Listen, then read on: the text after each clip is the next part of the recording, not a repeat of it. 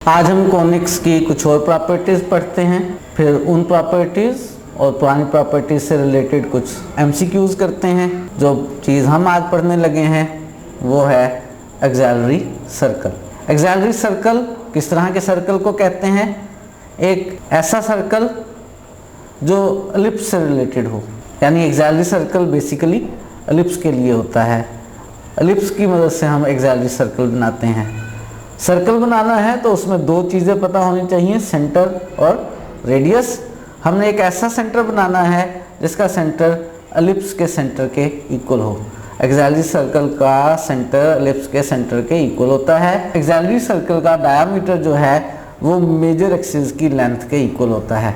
अगर आप एक ऐसा सर्कल बनाएं जिसका सेंटर एलिप्स के सेंटर के इक्वल हो, जिसका डायामीटर मेजर एक्सिस की लेंथ के इक्वल हो, हम उस सर्कल को एलिप्स का एक्सिलरी सर्कल कहेंगे।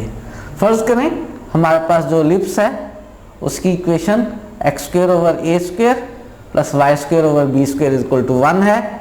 आपको मालूम है इस तरह की एलिप्स की ये शेप होती है। इसका सेंटर जो है वो ओरिजिन होता है। इसके फोसाई जो हैं वो एक्स एक्सिस पे होते हैं।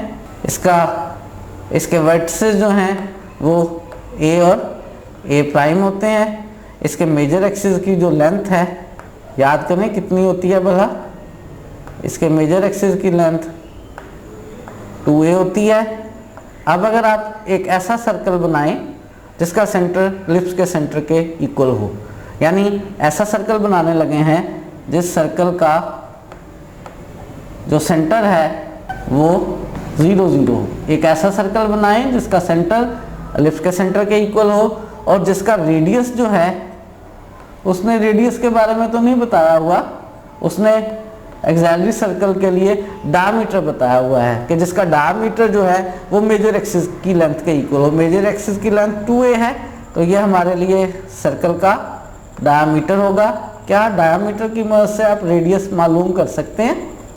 जी, डायमीटर का हाफ जो है वो रेडियस होगा, यानी जो रेडियस होगा वो a होगा। अब अगर आप एक ऐसा सर्कल बनाएं जिसका सेंटर जो है वो 0 0 हो और जिसका रेडियस जो है वो a हो तो वो एक्सिलरी सर्कल होगा।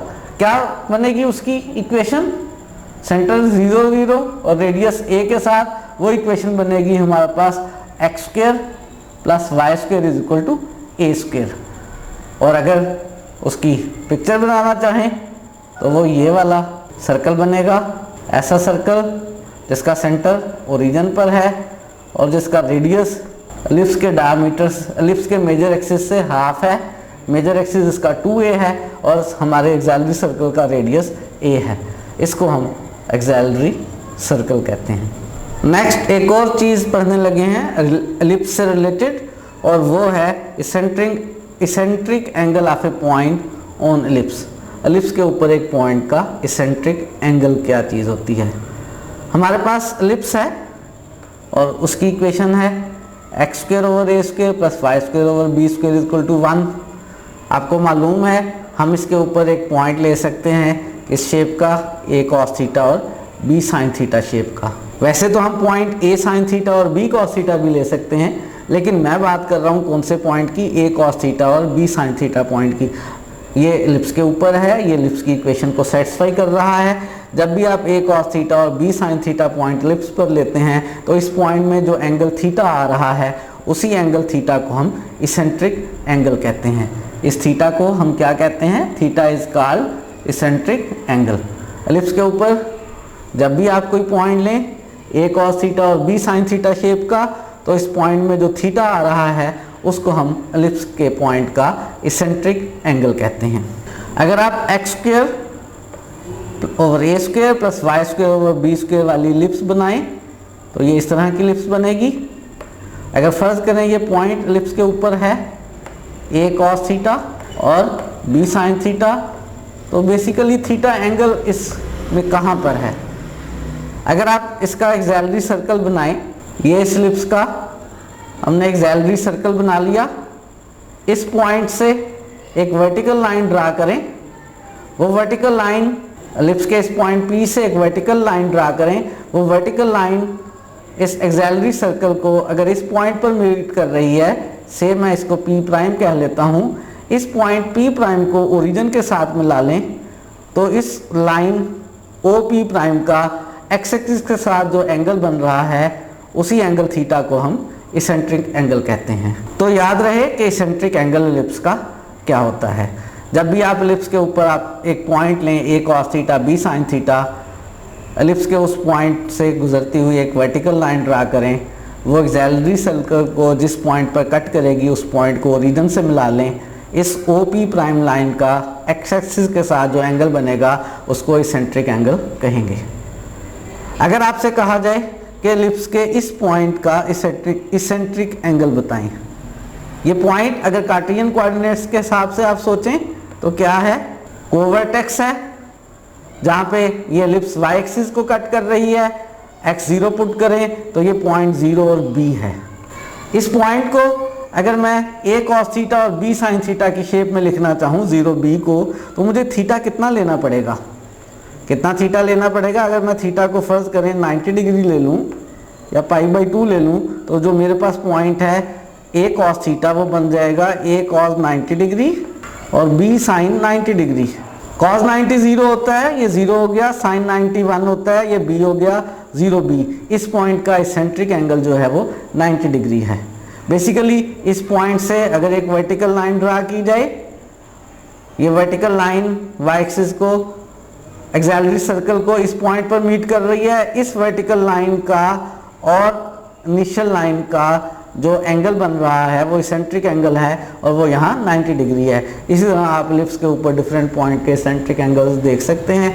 याद रहे जब भी आपके पास इक्वेशन ऑफ एलिप्स हो x² over a² plus y² over b² equal to 1 और आप इसके ऊपर एक पॉइंट लें, किस शेप का लें, A cos theta B sin theta shape का, तो इसमें जो थीटा एंगल होगा उसको इसेंट्रिक एंगल कहेंगे।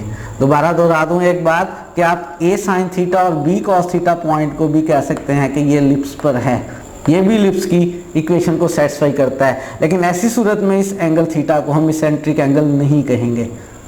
इसेंट्रिक एंगल सिर्फ उस वक्त कहेंगे जब आप एलिप्स के पॉइंट को किस शेप में लिखें, A cos theta B sin theta की शेप में, तो जो थीटा बनेगा हम उसको उस पॉइंट का इसेंट्रिक एंगल कहेंगे।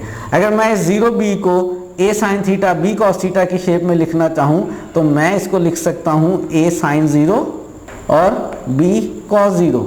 A sin 0 0 हो जाता है, cos 0 1 होता है, B बन जाता है, यानी 0B यही पॉइंट बन जाता है। लेकिन इसका इसेंट्रिक एंगल 0 नहीं है। इसी पॉइंट को जब मैंने लिखा था A cos और B sin की फॉर्म में तो एंगल लिखा था 90 डिग्री और इसका इसेंट्रिक एंगल 90 डिग्री है। तो ये कुछ बातें थी एलिप्स के इसेंट्रिक एंगल, एलिप्स के ऊपर पॉइंट के इसेंट्रिक एंगल के बारे में। कुछ MCQs करते हैं। आपके सामने एक MCQ है, द एक्सिलरी सर्कल। किसकी बात कर रहा है? एक्सिलरी सर्कल की। किस कर्व के लिए? एलिप्स के लिए। एलिप्स की इक्वेशन क्या है? x² over 16 plus y² over 9 is equal to 1।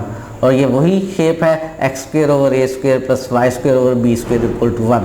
और इसका एक्सिलरी सर्कल हमने बताना है। इस एलिप्स का सेंटर 0 0 है तो हमारे एक्सिलरी सर्कल का सेंटर भी 0 0 होगा। तो हमारे पास जो एक्सिलरी सर्कल है वो क्या बनेगा? सेंटर 0 0 और रेडियस कितना होगा? रेडियस जो है वो डायमीटर से हाफ होगा और डायमीटर कितना होगा?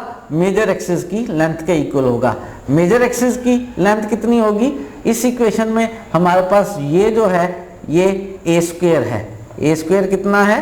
16। यहाँ से आप a मालूम कर सकते हैं और a की वैल्यू 4 आ गई और हम यहाँ से मेजर एक्सिस मालूम कर सकते हैं। 2a वो 8 होगा और उसका हाफ a जो 4 है वो रेडियस होगा। यानी जो हमारे पास एक्सिलरी सर्कल है उसका रेडियस 4 है और सेंटर वही लेना है जो एलिप्स का सेंटर है। एलिप्स का सेंटर कितना है? 0 0। तो एक्सिलरी सर्कल का सेंटर भी 0 0 है। और हमारे पास इस सेंटर और इस रेडियस के साथ सर्कल की इक्वेशन क्या बनेगी? जी जल्दी से बना लें। x माइनस 0 का स्क्वायर यानी x का स्क्वायर प्लस y माइनस 0 का स्क्वायर यानी y का square is equal to r का स्क्वायर यानी 4 का स्क्वायर 16। और हमारे पास आंसर है कौन सा वाला? ऑप्शन बी जो है वो इस वक्त हमारी करेक्ट चॉइस है, ऑप्शन बी। नेक्स्ट MCQ में वो हमसे पूछ रहा है point on the ellipse. Ellipse के ऊपर हमने पॉइंट बताना है। एलिप्स है हमारे पास x² + 16 + y² = 9 = 1। कौन सा वाला पॉइंट बताना है? वो वाला पॉइंट बताना है जिसका इसेंट्रिक एंगल जो है वो 90 डिग्री हो। इसेंट्रिक एंगल 90 डिग्री कहा गया है। एलिप्स के ऊपर कौन सा पॉइंट है वो हमने बताना है। एलिप्स कौन सी वाली है? x²/a²।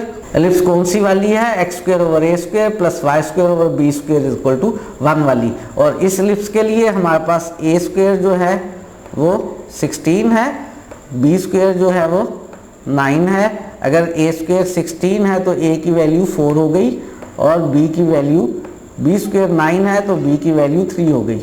हमें मालूम करना है पॉइंट और इसेंट्रिक एंगल दिया हुआ है।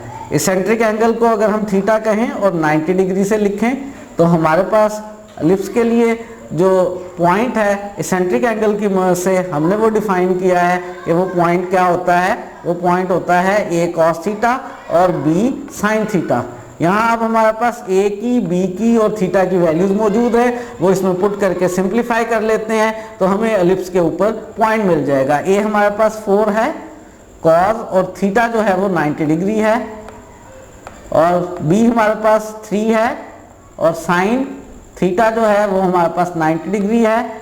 तो हमारे पास जो पॉइंट एलिप्स के ऊपर आ गया cos 90 0 की वजह से ये फर्स्ट कोऑर्डिनेट 0 हो गया और sin 91 की वजह से सेकंड कोऑर्डिनेट 3 हो गया। यानी कि पॉइंट हमारे पास 0 और 3 है। और हमारे पास कौन सी ऑप्शन करेक्ट ऑप्शन है इस वक्त? ऑप्शन ए जो है वो हमारी चॉइस है, ये करेक्ट ऑप्शन है। नेक्स्ट MCQ में मालूम करना है इसेंट्रिक एंगल। पॉइंट है 0 और -3 और एलिप्स है हमारे पास x² + 16 + y² = 1। Ellipse x² + y² + b² = 1 की शेप वाली है। मालूम करना है इसेंट्रिक एंगल। ये पॉइंट हमें गिवन है। इस पॉइंट के लिए इसेंट्रिक एंगल को अगर हम थीटा कह लें तो पॉइंट एलिप्स के ऊपर जो होता है वो a cos थीटा और b sin थीटा शेप का होता है। यहाँ से हमें थीटा की ज़रूरत है। फर्स्ट कोऑर्डिनेट को फर्स्ट कोऑर्डिनेट के इक्वल ले लें, यानी a cos थीटा को 0 ले लें और b sin थीटा को -3 ले लें और यहाँ से मालूम करें थीटा की वैल्यू। a हमारे पास एलिप्स की शेप से x²/a² में a² हमारे पास 16, तो a जो है वो हमारे पास 4 है, b² जो है वो 9 है और b² 9 होने से हमारे पास b की वैल्यू जो है वो 3 है। b sin थीटा हमारे पास यहाँ किसके इक्वल है भला? -3 के इक्वल है। यहाँ से a तो चूंकि 0 नहीं है तो cos थीटा 0 होगा और cos थीटा 0 होता है कौन से एंगल का? π/2 का भी हो सकता है, 3π/2 का भी हो सकता है।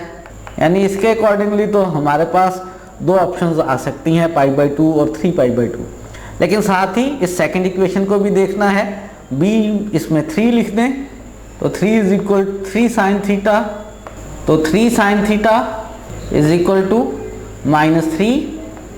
-3 दोनों साइड्स पर कैंसिल हो जाएगा। sin थीटा =-1 आ जाएगा और कौन से एंगल का sin -1 होता है? थीटा है 3π/2। तो हमने थीटा की वैल्यू मालूम कर ली। यहाँ से हमारे पास दो पॉसिबिलिटीज़ आ रही थी और दोनों ही मौजूद थी। यहाँ से एक पॉसिबिलिटी आई है 3π/2 और वो मौजूद है। तो हमारी करेक्ट चॉइस जो है, फाइनल सिलेक्शन जो है वो ऑप्शन सी है, यानी थीटा हमारे पास 3π/2 है। इसेंट्रिक एंगल एलिप्स का वो हमने मालूम, एलिप्स के एक पॉइंट 0 और -3 का इसेंट्रिक एंगल हमने मालूम कर लिया है। नेक्स्ट MCQ है हमारे पास। हमने मालूम करनी है इक्वेशन ऑफ टेंजेंट एलिप्स के लिए। एलिप्स है x² + 16 + y² / 9 = 1 और किस पॉइंट पर मालूम करनी है इक्वेशन ऑफ टेंजेंट? वो पॉइंट हमें नहीं कहा गया, हमें उस पॉइंट का इसेंट्रिक एंगल गिवन है कि इसेंट्रिक एंगल पाई है और इक्वेशन ऑफ टेंजेंट की ये ऑप्शंस हैं।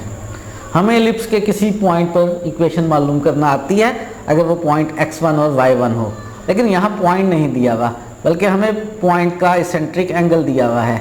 क्या इस एसेंट्रिक एंगल की मदद से पॉइंट मालूम कर सकते हैं? बिल्कुल मालूम कर सकते हैं। हमने सीखा है कि अगर एसेंट्रिक एंगल थीटा हो और एलिप्स हमारे पास X square over A square plus Y square over B square equal to 1 shape की हो, तो पॉइंट जो है वो होता है ए कॉस थीटा और बी साइन थीटा।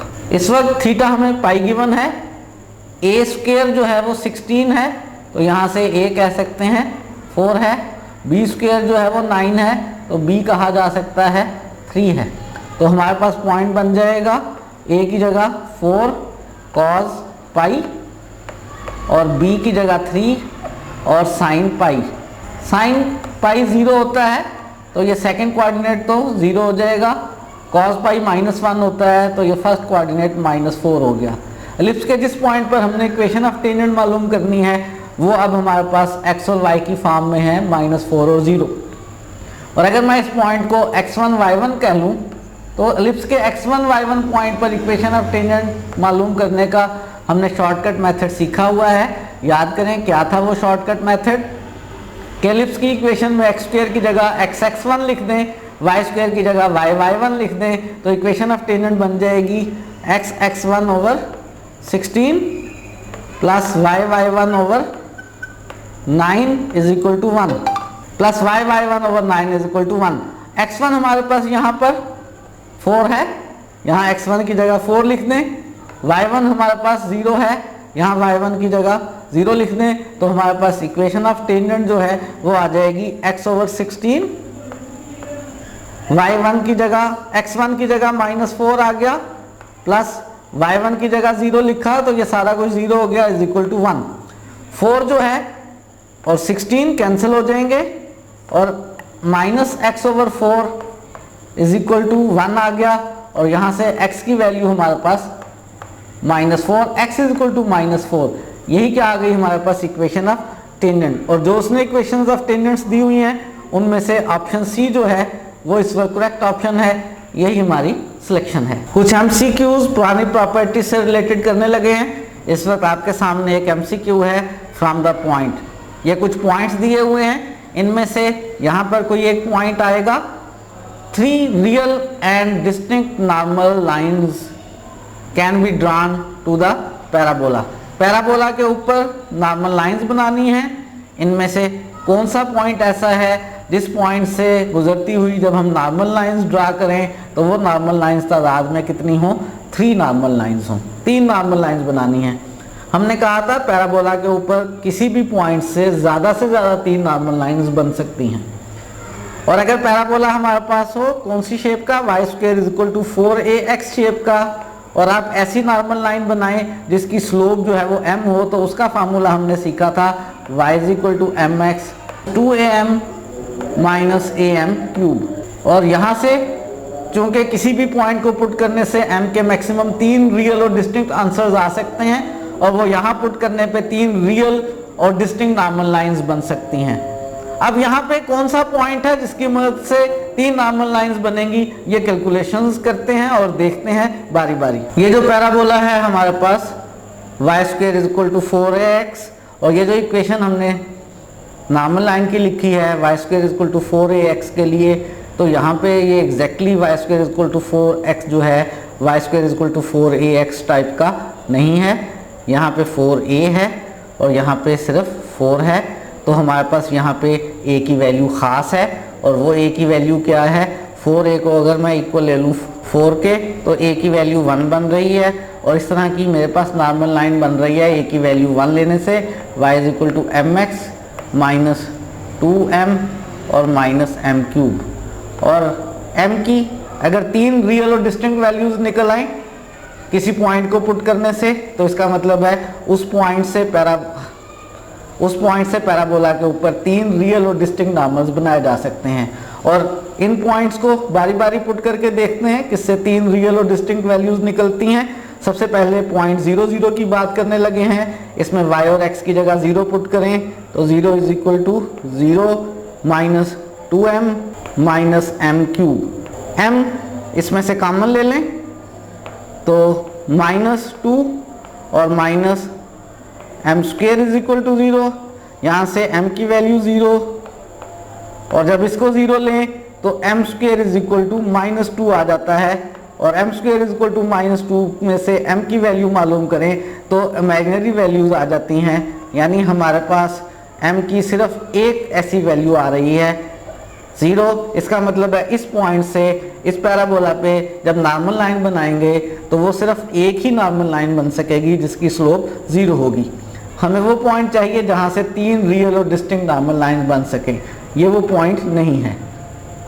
-1 और 0 को पुट करते हैं, y की जगह 0 और x की जगह -1, तो -m -2m और -m का क्यूब, और ये बन जाएगा 0 इज इक्वल टू -3m और -m का क्यूब। उसी तरह से यहाँ से एक m की वैल्यू 0 आ जाएगी और 2m की वैल्यू इमेजिनरी आएंगी। और अगर 2m की वैल्यू इमेजिनरी आ रही है, सिर्फ एक ही रियल वैल्यू आ रही है, इसका मतलब है इस पॉइंट से भी पैराबोला पे एक नॉर्मल बन सकता है, 3 नॉर्मल्स नहीं बन सकते हैं। पॉइंट पुट करते हैं 1 और 0, x की जगह 1 और y की जगह 0, 0 is equal to m -2m -m cube, और यहाँ से ये 0 बनेगा -m और -m क्यूब, और यहाँ से भी m कॉमन लेने पर एक m की वैल्यू 0 आ जाएगी और बाकी m की वैल्यूज इमेजिनरी आ जाएंगी। और इमेजिनरी वैल्यूज आने का मतलब है कि यहाँ से भी सिर्फ पैराबोला के ऊपर एक ही नॉर्मल लाइन ड्रा की जा सकती है, ये भी हमारी ऑप्शन नहीं है।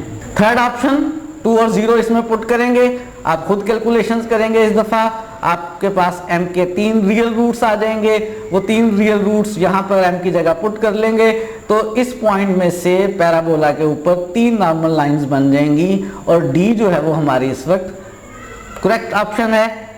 d 2 0 पॉइंट जो है ये प्लेन में है, इस पॉइंट से इस पैराबोला के ऊपर आप 3 डिफरेंट नॉर्मल लाइंस बना सकते हैं, m की 3 डिफरेंट वैल्यूज आएंगी। नेक्स्ट MCQ में हमारे पास एक पैराबोला है y square is equal to 4x, ये पैराबोला है। हमें मालूम करना है वर्टेक्स ऑफ डायमीटर का वर्टेक्स। याद करवा दूं, कल के लेक्चर में हमने पढ़ा था अगर कोई सी भी कोनिक है, यहाँ पे खास तौर पे इस वक्त पैराबोला की बात हो रही है, अगर पैराबोला पे आप कॉर्ड्स लेते हैं, वो सारी कॉर्ड्स जो आपस में पैरेलल हैं, अगर इन सारी कॉर्ड्स की स्लोप m है और ये m नॉन जीरो नंबर है, तो इन कॉर्ड्स के मिड पॉइंट्स से जो कर्व बनती है उस कर्व को हम पैराबोला का डायामीटर कहते हैं। तो पैराबोला का डायामीटर उसकी बात हो रही है, और फिर ये डायामीटर पैराबोला को जिस पॉइंट पर कट करता है हम उसको वर्टेक्स ऑफ डायामीटर कहते हैं। वर्टेक्स ऑफ डायामीटर, और डायामीटर कौन सा, that bisects chords of slope m non zero. ये वर्टेक्स ऑफ डायमीटर का आंसर हमें चाहिए, इनमें से कोई एक आंसर है। डायमीटर की इक्वेशन आपको जुबानी याद रखनी है। डायमीटर की इक्वेशन आती है y is equal to 2a/m, और ये जो डायमीटर है ये पैराबोला को जिस पॉइंट पर कट कर रहा है वो पॉइंट मालूम कर लेंगे तो वही डायमीटर का वर्टेक्स आ जाएगा। ये काम हमने किया था उस पैराबोला के लिए। अगर पैराबोला की इक्वेशन जो है वो हमारे पास y square is equal to 4ax हो, उसके लिए डायमीटर है y is equal to 2a/m, और हमारे पास यहाँ पर जो पैराबोला है वो है y square is equal to 4x, यानी वो एग्जैक्टली 4ax नहीं है, a हमें यहाँ से देखना पड़ेगा। 4a 4 के इक्वल, तो आप कह सकते हैं इस पैराबोला के लिए a की वैल्यू 1 है, तो हमारे पास जो डायमीटर है वो हो जाएगा 2/m, और पैराबोला है मेरे पास y square is equal to 4x। ये पैराबोला और ये डायमीटर, इन दोनों का इंटरसेक्शन जो है वो डायमीटर का वर्टेक्स है। पैराबोला की इक्वेशन भी मौजूद है, डायमीटर की इक्वेशन भी मौजूद है, इनके इंटरसेक्शन वाला पॉइंट हमारा वर्टेक्स है डायमीटर का, वो मालूम करना है। कैसे मालूम करें, दोनों को सॉल्व कर लें।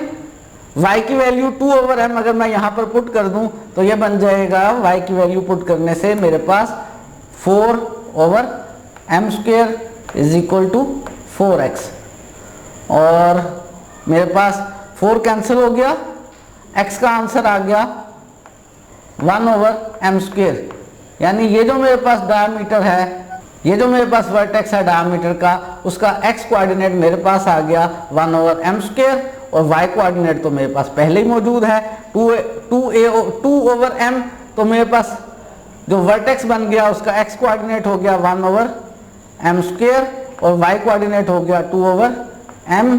और कौन सी ऑप्शन है हमारे पास 1/m² और 2/m, ऑप्शन सी जो है वो इस वक्त करेक्ट ऑप्शन है, ये हमारी चॉइस है। नेक्स्ट MCQ में हमने मालूम करना है कि which of the following is equation of asymptote. Asymptote की इक्वेशन कौन सी है वो हमने मालूम करनी है, और किस कर्व के लिए मालूम करनी है, इस कर्व के लिए मालूम करनी है जो कि हाइपरबोला है। इस हाइपरबोला की एसिम्प्टोट की इक्वेशन हमने मालूम करनी है। 4 ऑप्शंस दी हुई हैं जी, कैसे करेंगे याद करें। मैंने आपको इसका शॉर्टकट तरीका बताया हुआ है, वो शॉर्टकट तरीका क्या है कि यहाँ पर आप 0 ले लें राइट साइड पे, सिंप्लीफाई कर लें, जो भी इक्वेशंस आएंगी वो दोनों इस हाइपरबोला की एसिम्प्टोट्स होंगी। राइट साइड पर 0 ले लेता हूँ तो मेरे पास इक्वेशन बन गई x - 2 का स्क्वायर ओवर 16 माइनस y - 1 का square over 25 is equal to 0। इसको राइट साइड पर ले जाएं, प्लस की हो जाएगी और स्क्वायर रूट ले लें तो x - 2 ओवर 4 इक्वल आ जाएगा प्लस माइनस y - 1 ओवर 5। यहाँ से 2 इक्वेशंस बन रही हैं, दोनों को बना लें, सिंप्लीफाई कर लें और देख लें इनमें से कौन सी ऑप्शन मौजूद है। 5 को अगर मैं इधर ले आऊँ तो 5x - 10 हो गया, और 4 को राइट साइड पर ले जाऊँ तो प्लस माइनस 4y - 4 हो गया। 2 इक्वेशन सॉल्व कर लेते हैं, एक दफ़ा प्लस के साथ और एक दफ़ा माइनस के साथ।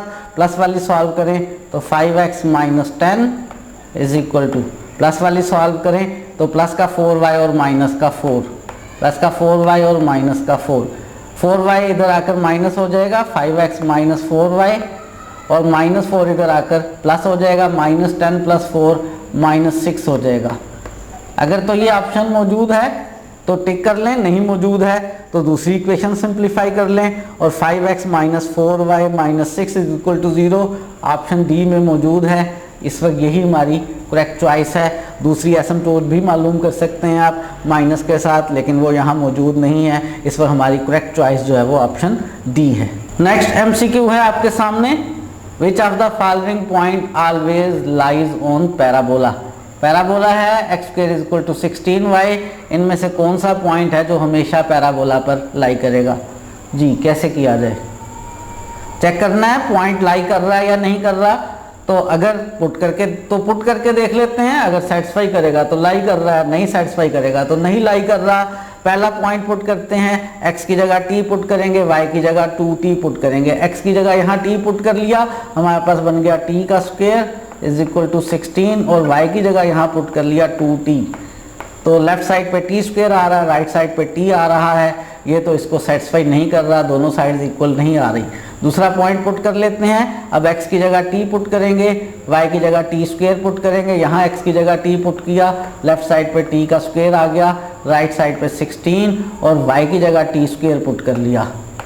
t² is equal to 16t², ये तो पॉसिबल नहीं है, ये भी पैराबोला पे लाई नहीं कर रहा है।